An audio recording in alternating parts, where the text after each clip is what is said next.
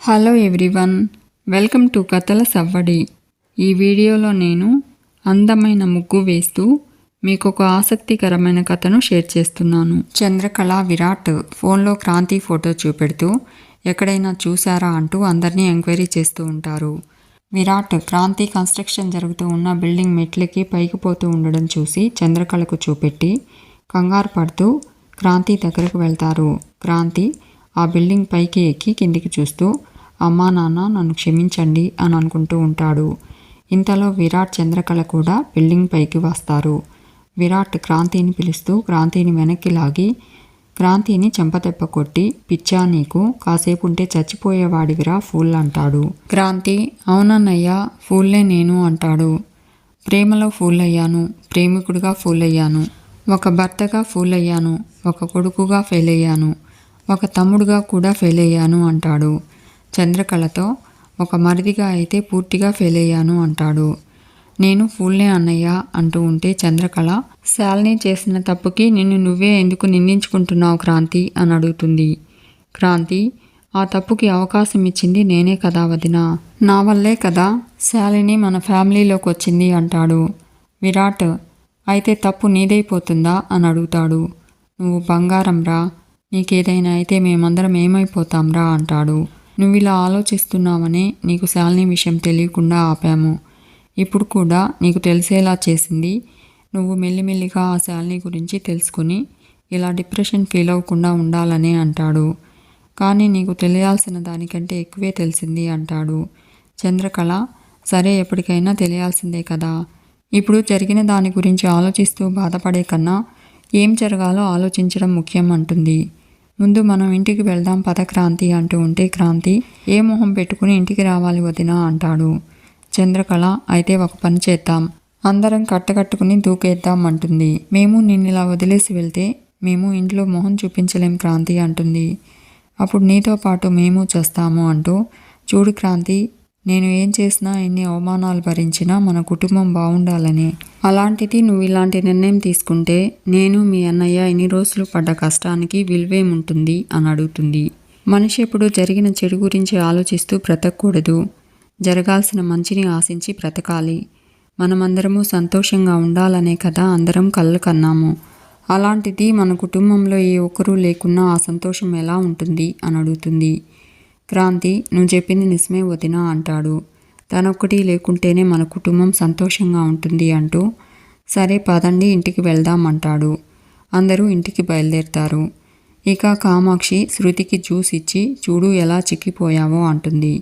శృతి ఏం చేయను, ఇక్కడున్నట్టు అక్కడ లేదు కదా అంటుంది. శాలిని కంగారు పడుతూ హాల్లోకి వచ్చి గుమ్మం వైపు చూస్తూ ఉంటుంది. శృతి శాలినిని చూసి ఏంటి శాలిని అంత టెన్షన్గా ఉన్నావో ఏమైంది అని అడుగుతుంది. శాలిని ఏం లేదు అంటూ కార్ ఇంట్లోకి రావడం చూసి టెన్షన్ పడుతూ ఉంటుంది. కామాక్షి శృతితో బయట కార్ ఆగితే భయం ఈ వీళ్ళలో కనిపిస్తుందేంటి అంటుంది. శృతి ఏదో ఉందమ్మా, శాలినిని ఇలా ఎప్పుడు చూడలేదు, ఎలా వణికిపోతుందో చూడు అంటుంది. విరాట్ చంద్రకళ క్రాంతి ఇంట్లోకి వస్తూ ఉంటారు. శృతి హాయ్ క్రాంతి ఎలా ఉన్నావు అంటూ విష్ చేయబోతూ ఉంటే క్రాంతి కోపంగా శాలిని దగ్గరకు వెళ్తాడు. శాలిని ప్లీజ్ క్రాంతి అందరి ముందు వద్దు, గదిలోకి వెళ్ళి మాట్లాడుకుందాం రా అంటుంది. క్రాంతి కోపంగా శాలినిని చెంపదెబ్బ కొడతాడు. అందరూ షాక్ అవుతారు.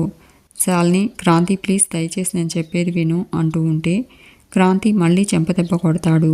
జగదీశ్వరి రఘురాం కంగారుగా హాల్లోకి వస్తారు. రఘురాం క్రాంతితో ఏంటిరా నువ్వు చేస్తున్న పని, ఆడపిల్ల మీద చేయి చేసుకుంటావా అంటూ కోపడతాడు.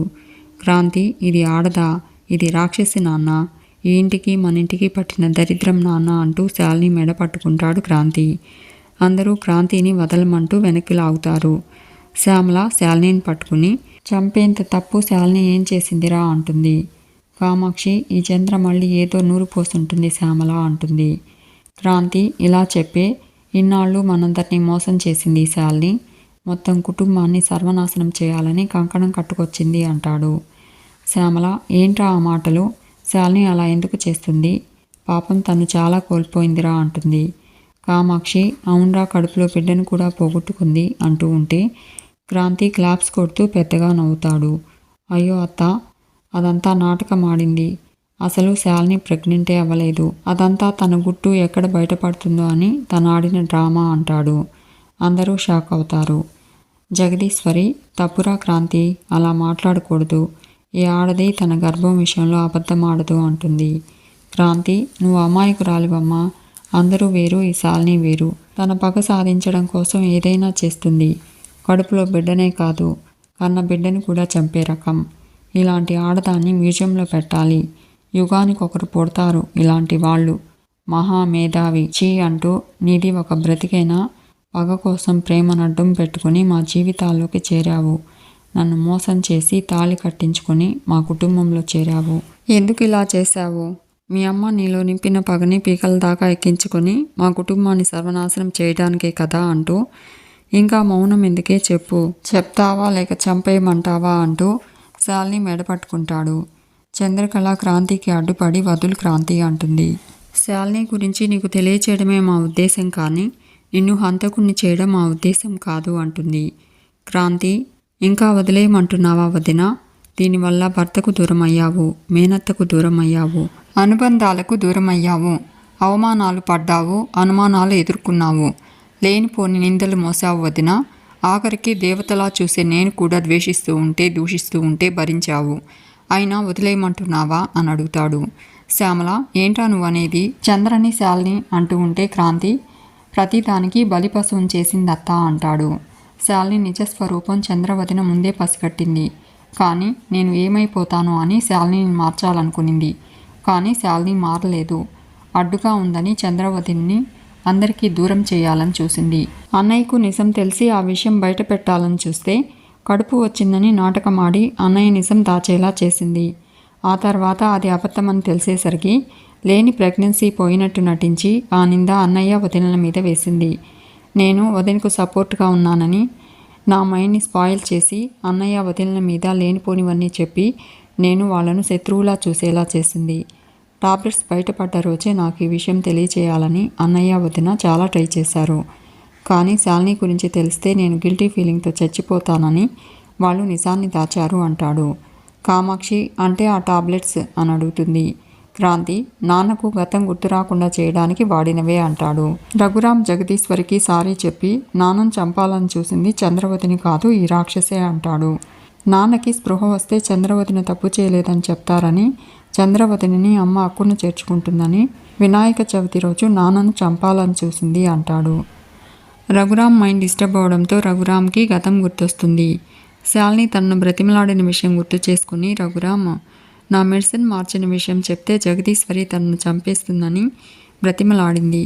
నేను తన మాట వినకపోయేసరికి నన్ను చంపాలనుకుని ఈ శాలినియే నా తల మీద కొట్టింది. తనే నన్ను చంపాలని చూసింది అంటాడు. శ్యామల రఘురామ్తో, శాలినియే ఇదంతా చేసిందా అన్నయ్య అంటూ, శాలినితో ఇన్నాళ్ళు మేము నీ మాయలో పడి చంద్రని కాదనుకున్నామా అని అడుగుతుంది. కామాక్షి, మాతోనే ఉంటూ మా మధ్య గొడవలు పెట్టాలని చూస్తావా? మా అన్నయ్యను చంపాలని చూస్తావా? శృతిని చంద్ర మీద కోపంతో ఉన్న విరాట్తో కలపడానికి హెల్ప్ చేస్తావనుకున్నాను, కానీ అసలు మా కుటుంబాన్ని టార్గెట్ చేసుకుని వచ్చావనుకోలేదు అంటుంది. విరాట్, అంతేకాదత్తా, శృతిని రెచ్చగొట్టి పెళ్లిదాకా వెళ్లేలా చేసింది శాలినియే అంటాడు. అది చంద్ర మీద వేసి అలా కూడా చంద్రని బ్యాడ్ చేసింది అంటాడు. కామాక్షి, అంటే మీ ఇద్దరి మధ్య ఉన్న గొడవల కోసము నా బిడ్డను బలి తీసుకున్నారన్నమాట అంటుంది. ఒకరు నా కూతుర్ని ఇంటి కోడలు కాకుండా చేస్తే ఇంకొకరు నా కూతుర్ని నాకే కాకుండా చేశారు. ఎంత స్వార్థం అంటుంది. శ్యామల శాలినితో, అసలు పగ నీకెందుకు అమ్మాయి? మా కుటుంబం నీకేం చేసింది అని అడుగుతుంది. జగదీశ్వరి వాళ్ళమ్మని నేను బిజినెస్లో గెలవనివ్వలేదని తన కూతుర్ని పగపోసి పెంచింది. నా మీదకు అదే పగను నూరిపోసి పంపించింది. ఇప్పుడు దాని ఫలితం ఏమిటో నేను తనకు బహుమతిగా పంపిస్తాను అంటూ, నా భర్త మీద హత్యా ప్రయత్నం చేసిన వాళ్ళు ఎవరైనా సరే ప్రాణాలతో ఉండరు అని నేను ముందు నుంచి చెప్తూనే ఉన్నాను అంటుంది. నేను మాట మీద నిలబడే మనిషినని అందరికీ తెలుసు అంటూ లోపలికి వెళ్ళి రివాల్వర్ తెచ్చి శాలినికి గురి పెడుతుంది. శాలిని భయపడుతూ ఉంటుంది. క్రాంతి జగదీశ్వరితో, నీ చేతికి ఎందుకమ్మా రక్తం అంటడం? ఈ పాపాన్ని ప్రేమించి ఇక్కడి దాకా తీసుకొచ్చింది నేనే ఈ పాపాన్ని రక్తంతో కడిగేసుకుంటాను అంటూ జగదీశ్వరి చేతిలో ఉన్న గన్ని లాక్కోపోతూ ఉంటాడు. చంద్రకళ శాలినికి అడ్డుగా నిలబడి క్రాంతితో, పిచ్చా నీకు అంటుంది. అత్తయ్యను ఆపాల్సింది పోయి అలా మాట్లాడతావేంటి అంటుంది. జగదీశ్వరి అడ్డు తప్పుకో చంద్ర, ఇలాంటి వాళ్ళు బ్రతకడానికి వీల్లేదు అంటుంది. చంద్రకళ ఊరుకోండి అత్తయ్య, మీరు కూడా ఆవేశపడితే ఎలా అని అడుగుతుంది. నిజంగా చంపడమే పరిష్కారం అనుకుంటే నేనే శాలిని చంపేసి ఉండేదాన్ని అంటుంది. శ్యామల అవును వదిన, చంపడం అన్నది పరిష్కారం కాదు.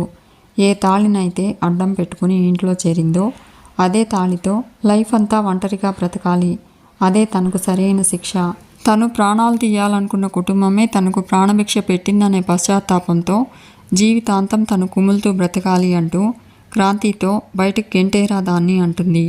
క్రాంతి శాలినితో చూసావా నా కుటుంబం ఎలాంటిదో, శత్రువుని క్షమించే రకం, మా కాలి గోటికి కూడా సరిపోదు నీ బ్రతుకు, పోవే అంటూ తోసేస్తాడు. కామాక్షి ఇంకా చూస్తావేంటి వెళ్ళు అంటూ శాలిని తోసేస్తుంది. శాలిని చంద్రకళ దగ్గరకు వస్తుంది. నువ్వే గెలిచావు చంద్ర, మాట నిలబెట్టుకున్నావు అంటుంది. ఇంటి దీపాన్ని నిలబెట్టగలిగే కోడలివి నువ్వే అని నిరూపించుకున్నావు. నేనెప్పుడూ ఇంటి మనిషిలా ఫీల్ అవ్వలేదు. ఎప్పుడూ ఇంటి నాశనాన్నే కోరుకున్నాను. కానీ నువ్వెప్పుడు మంచే కోరుకున్నావు.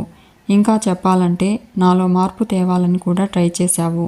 కానీ నేనే మారలేదు. మారి ఉంటే బాగుండేదని ఇప్పుడు అనిపిస్తుంది అంటూ ప్లీజ్ నాకు ఒక అవకాశం ఇవ్వండి అంటూ ఏడుస్తూ బ్రతిమలాడుతుంది. క్రాంతి చంద్రకళతో వదిన తను మళ్ళీ డ్రామా స్టార్ట్ చేస్తుంది, నువ్వు లొంగొద్దు అంటాడు.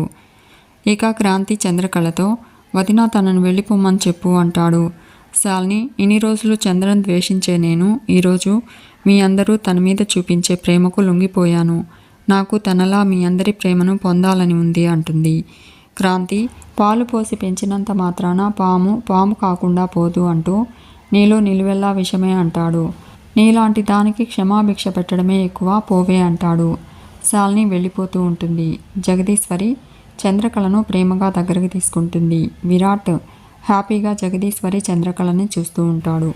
మీకు ఈ వీడియో నచ్చితే లైక్ చేయండి, షేర్ చేయండి, తప్పకుండా సబ్స్క్రైబ్ చేసుకోండి. Thanks for watching.